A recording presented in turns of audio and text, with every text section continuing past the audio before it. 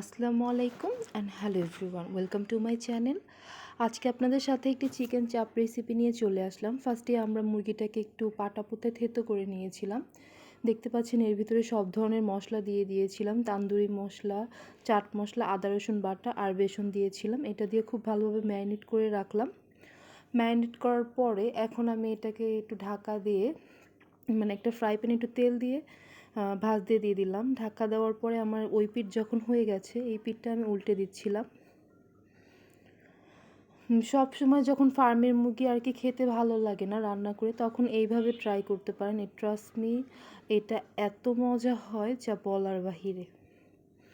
এই তো আমার প্রায় চিকেন চাপটা ভাজা শেষের দিকে হয়ে গেছে। এটা আনুমানিক 30 মিনিটের মতো লাগে হতে। এই তো আমি প্লেটিংয়ে চলে আসলাম।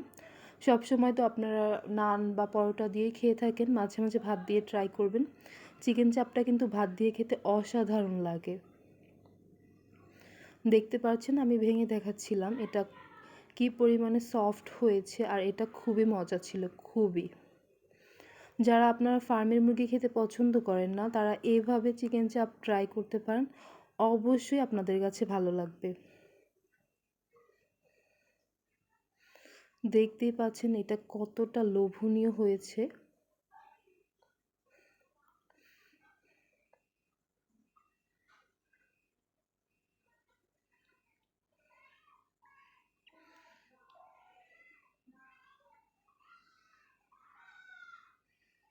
আমি তো বললামই, আপনারা সবসময় তো নান বা পরোটা দিয়ে চিকেন চাপটা খেয়ে থাকেন, মাঝে মাঝে ভাত দিয়ে ট্রাই করবেন, দেখবেন এটা খুবই মজা লাগে খেতে, ভাত দিয়ে বিশেষ করে।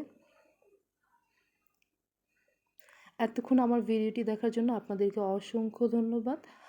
আমার ভিডিওগুলো যদি ভালো লাগে তাহলে অবশ্যই আমার ভিডিওতে একটি লাইক দিয়ে এবং আমার চ্যানেলের পাশে থাকবেন প্লিজ। সবাই ভালো থাকবেন। আসসালামু আলাইকুম।